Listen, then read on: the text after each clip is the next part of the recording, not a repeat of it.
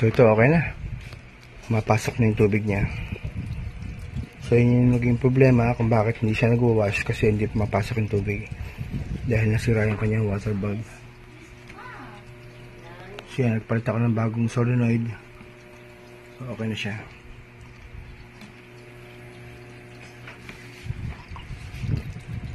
So ito, dati ko natin kinonvert sa universal board kasi nasira na yung lumang board niya. So ito yung kinabit ko. Kasi usually mahirap na humanap ng mga board na kamatch, kaya kinukonvert ko sa universal. So ito, mga 3 to 5 years na to. Okay pa hanggang ngayon.